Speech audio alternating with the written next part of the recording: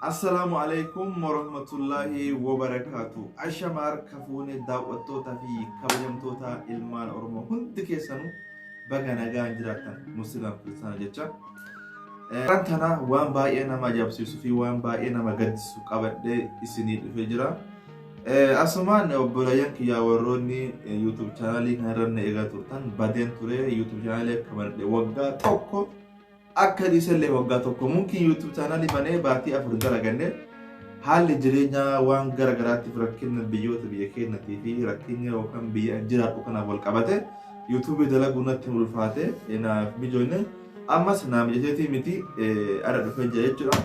Warri na eegaa turtan baay'ee galatooma dhufee jira. Warroonni immoo asiin dura yookaan maatii yookaan YouTube channel ke subscribe godha. Subscribe na godha. Eegaadhaan tana obboleeyyan kiyya wanti na fide waan baay'ee nama gaddisiisu. Mucayyoon isin asii gad argaa jirtan tuni Haanan jedhamti dhalattuu godina Jimmaati. Guyyaa kaleessaa lubbuun isii dabrite. Kalee tana Finfinnee magaalaa Finfinneetti lubbuun isii dabrite jechuudha yookaan addunyaa kanarra du'aan boqatte. Mucayyoo tana ni agartanii Rabbiin jedhamu asii halaalu duuta jechuudha. Maaliif duutee kan jedhamu wajji ilaalla jechuudha. Haanan saba maaliif duute karaa kamiirra duute kana guutuu wajji ilaalla haga isa dhugaa haga yookaan sagantaa keessa dhumaatti nufaana bu'aatiin hordofa. Obboleeyyan keenya Haanan dhalattuun godina Jimmaa tuni akka yookaan oduun miidiyaa kanarratti dhaa jirtutti Haanan nama jaalatte qabdi yookaan nama jaalatte wajji bultii ijaarachuuf gara fuulduraatti jiraachuu qopheeffatte wayii qabdi. San qofaa miti urmaa'u yookaan guyyaa cidha isii yookaan sargiin isii kalaawee jira gaddiqatee guyyaa muraasa tofee. Yookaan meeshaalee cidhaa kana bitachuuf gara magaalaa Finfinnee imalanii Finfinneetti yookaan mana algaa qabatan gamoo dheeraa wayiirraa algaa qabatanii bakka sanitti namni isii wajji yookaan gaa'ila cidha godhachuuf deemtu namni isin onneen dhugaan jaalatu kuni yookaan jaartii qabaachuu yookaan ijoollee lama qabaachuu dhageessee imaraa san gubbarraa of darbitee jedhan. Obboleeyyan kiyyaa waan baay'ee gara nama nyaatu nama isin jaalatu ka isii wajji yookaan cidhaan godhachuuf jiraachuuf haala mijeeffatte yeroo xiqqootti akka inni yookaan ijoollee qabu jaartii qabu dhageettee lubbuu fi halaa goote jechuudha. Baay'ee gara nama nyaata. Dhugaa Rabbi baay'ee gara nama nyaata. Maaliifuu akkuma jedhamu namoota tokko yeroo dubbatutti ani siif jedhee lubbuu tiyya siif kenna lubbuu tiyya tana siif hin baasaa kan jedhamu wantoota namni akka qal'iitti fayyadamaa ture mungkin akka dhugaatti nuti argaa jirra jechuudha. Zaman ajaa'ibaa kana keessa jira. Namoonni tokko ansi dhabee addunyaa kanarra hin jiraadhu oguu jennu akka qal'iitti dhagaa turreemi. Wajji dhagaa turre bara. Ani yoo si dhabee addunyaa kanarra hin jiraadhu uf ajjeesaa kan jedhamu yookaan waan kana dhugaa kan jedhamu namoonni hedduun akka qalbiitti fayyadamaa turan. Garuu namoonni tokko warri onneen isaanii qulqulluu fi yookaan warri obsan qabne dhugaa godhee itti fayyadamaa jira jechuudha. Wallaahi waan baay'ee kam nyaatu. Amma wanti asirratti dubbachuu barbaadeen dhugaa Rabbi du'a isiitti fi seenaa isii osoo hin taane sababbiin isiitti duute kuni garaa nama nyaata. Garuu namoonni akka Haanan sobamaa jiran hisaaba. Addunyaa kanarra namoonni akka Haanan sobabaa jiru kan sobamee jiraachaa jiru hisaaban qabu. Wayi dhalaa wayi dhiira hisaaban qabu jechuudha. Addunyaa kanarra namoota isin ilaalaa jirtan kana keessatti namni ati sobdee wajji jiraachaa jirtu ati uf garittaa hisaaban qabu. Namni sobee si wajji jiraachaa jiru hisaaban qabu. Namni ati dhugaan jaalatte wayi dhalaa wayi dhiira ka ati naaf ta'a jettee dhibbatti qaama kee malatti fugattee jireenya kee guutuu itti fugattee wajjin jiraadhatteetiin ka warra hedduu qabdu ka inni waan biraa yaadu hisaaban qabu yookaan ka inni onneen isaa bakka biraa jirtu hisaaban qabu.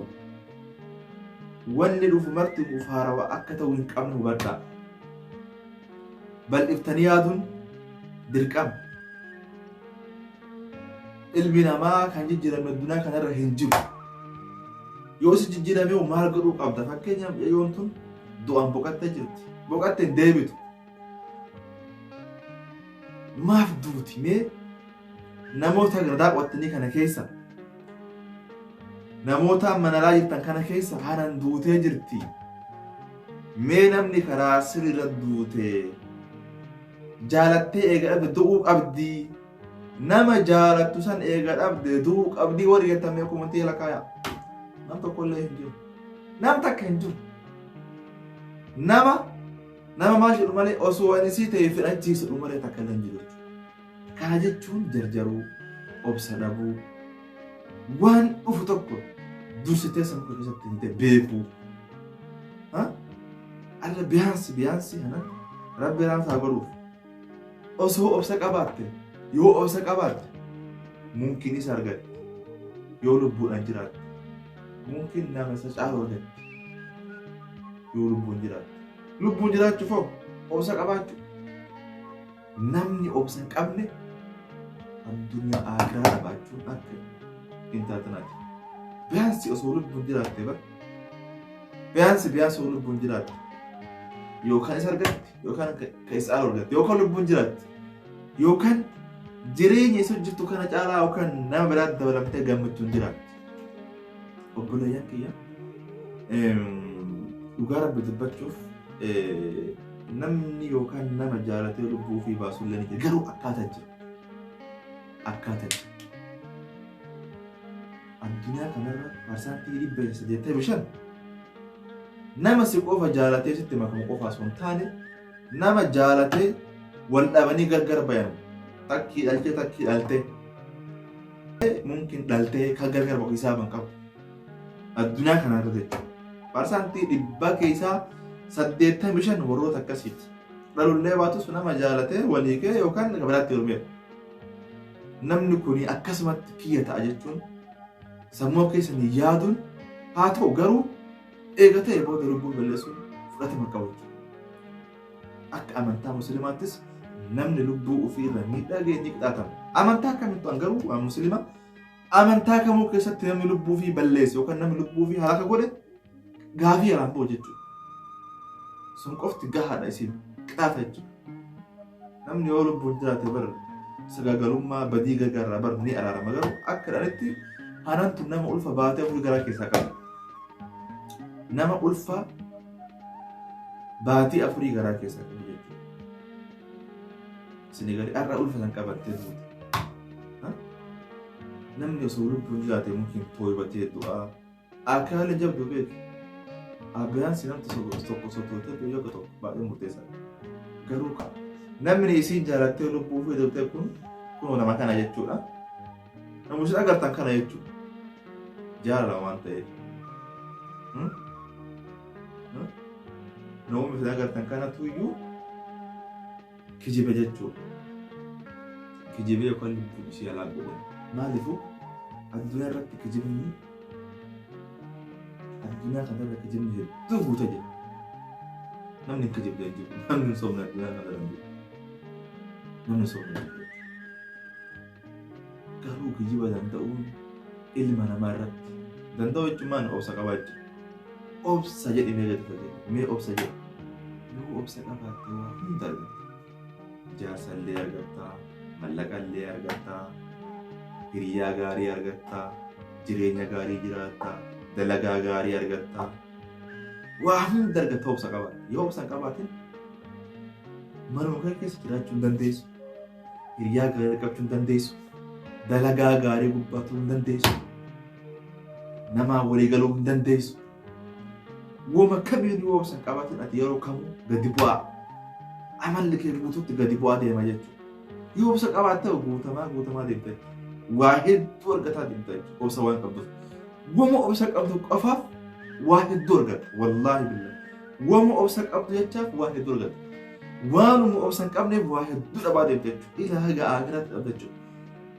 Kanaafuu obsi baay'ee barbaachisaadha. Akkuma utuu isin jedhe namni isaa kana keessa jaala sobaa wal jaalataa jiru. Namni ati kiyya jettee abdattu كسر كابوف تاو حساب كابو بريد تكرا أتلو بريسا كنمني أتي جارتي تيجا نمني تون جارتي تيجا تي أتي أبدي ركعت سر كابوف ديم حساب كابو غارو وفجسو كابو نو ما فجيبتا وفن أجيسن ما فجيبتا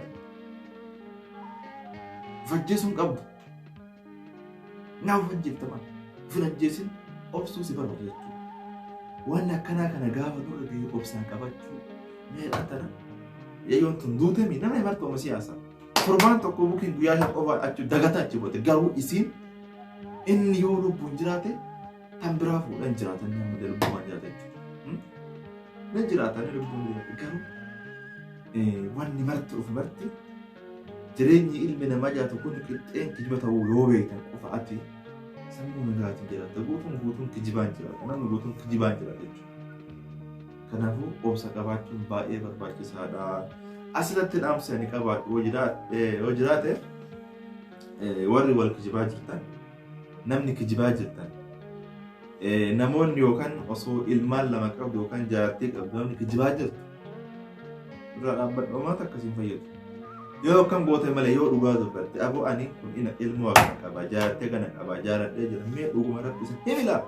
waan qabdurraa dhugaa himiti kun waan akkanaatiin jira biyaas sadarkaa kee waan qabdu san caala of gadi buusi ufim abbaan fedhe isaa jaalatu abbaan fedhe isaa dhiisu abbamti fedhe yoommoo kijibdee waan gargaraa fedde kijibdee nam tokko yoo jaalatte waan hin qabne tokko yookaan ni qaba jettee yoo jaalatte jaalaaf jecha booda miidhaan sirra gaa yookaan nama sirra gaa jechuudha fakkeenyaa mallaa qabaa nama akkanaatii nama jireenya kiyyaaf jijjiiruu dandattee nama tokko yoo jaalatte hin beekta shamarri guutummaan dhibbatti nama mallaqa jaalatu. Shamarri jechuudha. Mallaqa saniif si jaalatte ati immoo isii argachuuf isa kijibde waan hin qabne tokko yoo gaaf ni qaba jette. Gaafa isa akka geette gaafa isiin onnee ta'e fuutee ati jaalaan boojamte yookaan isii malee jiraattu san isii waan beektis harkaa baddisee harkaa kutee jechuudha. Gaafu gatti hin ta'u. Jireenya keetii fi haala jiruuf guutuu beekas jaalatti uummata akka rakkoo ta'a qabachu. Kanaafuu yoo ilmas qabaatte hin kijiban. Obboleetti akka obboleessa akka ilma qabdaa miti ani waan akkanaa qaba yoo siif ta'e tola akkana. Awwaalumatti jechuudha achi booda irratti wanni marti na ayaan deeman kijibuu laal faayidaan kijibaa kana qabachuu lubbuu intala kanaa balleessa jechuudha. Osoo walatti yoo osoo lakki ani addunyaan tun guutuu isaa warraa fuudhee walii kee ilmaan qabaa kun dhiise jedhetti wanni kun marti hin ga'u jechuudha. San qofaa miti. Namni kun akkamitti lubbuu fi baasallee ni shakkisiisa. Amma akka qorannoo yookaan warroonni poolisii jedhaa jirutti akka mumkin waan rabbii kanaan beekan jedhama. Waan rabbii kanaan beekan nama shakkisiisa. Namni daqiiqatti ilma qabaachuu isaa dhagahee yooma sana fajjeessa jedhee yaadu yoo wanni biraa jiraate malee garuu wanti lubbuu isii baase kun waan jabaadha beeku. Waan jabaadha yookaan jaartii qabaachuu isaa beekuu osoo hin taane jaartii qabaachuu isaa beekuu osoo hin taane mumkin dhimma biraatu jira. Wanti lubbuu isii balleesse waan biraati. Rabbiin kana haa godhu ajandaan kanaa ta'u malee rakkoo guddaa jira jechuudha. Hin beektan yeroo amma odeeffannoo tokko akka yerootti qayyoon tuni namni kun nama qabeenya qabu nama mallaqa qabu nama yookaan agartee jireenya isii guutuu jijjiirrachuudha agartee mallaqa kennee fi suuqa banattee jijjiirrachuudha namni kun nama mallaqa qabu si galee inni jaartii qabaachuu isaa dhageettee lubbuu fi ni baasti yoo jenne hagam tokko ni fakkaata isii rabbiin tana rabbuma tuyyuu qanimaa gaya waa maraaf hojjala isii gahee rabbiin tana sababa isii godhana ilmi namaa kan irra haasa'uuf qofa rabbiin isa gahee jechuudha. Obboleeyyan kiyya walumaa galatti wantoonni akka seera jiruu kun hunduu babal'atee jira jechuudha. Qaatu ofirratti hin beekne wanni akkanaa sirrallee jira jechuudhaan wanta barbaade mataa kee irra jira jechuudha. Mumkin anarra jira mumkin sirra jira jechuudha. Kijibni akkanaa kun gaafa dhufe immoo sirris taatee laaluu qabdu. Laaluu qabda malee lubbuu kee baasuu qabdu. Lubbuu kee irratti midhaan ga'uu hin qabdu. Wanni akkanaa kun hin jira. Namoota hedduu qabu amma namoota hedduu jira amma fakkeenyaaf keessattuu ijoollee biyya Arabaa warroota amma simmatoon shir jedhe kana akka sammuu isaa deeme kana nama waggaa 5 waggaa 6 si wajjin jiraatee humna ofii sitti fixatee mallaqa ofii si fixatee si jira waa hedduu soddatee ofirra si kaa'ee gaafa inni itti wal dhabaniin ka dubbachuu hin dandeenye kan keessaa buutu qaba. Biyya kana keessa nama meeqa jira maraatan? Nama meeqatu iyyuu du'a jedhan, nama meeqatu maal hojjetan jedhan. Oromoo akkana kana. Birees shamarran keenya waan akkana kanarraa of qusadhaa. As faraarraa yookaan namni tokko gaafa waa ta'e ani waan akkanaa dhugaa anuuf ajjeessate kanarraa fagaadhaa siin fayyadu kun jireenya kee balleessa jireenya kee balleessa. Jireenya kee nuti duniyaa miti akiraa si balleessa akiraa. Obboleeyyan kiyyaa taatee yoo karra taate kun baay'ee nama gaddisiisa. Waan maraafuu dhimma isii kana poolisii jala bu'ee hordofaa jira. Waan isiin taate yookaan dhugamaaf. Namni sun yookaan agartee rakkoo biraati moo qabdee kan jedhamu poolisii hordofaa jira. Haga yookaan waan isii kana dhimma biraati walitti dachamutti nagar nuuf tura. Bye bye.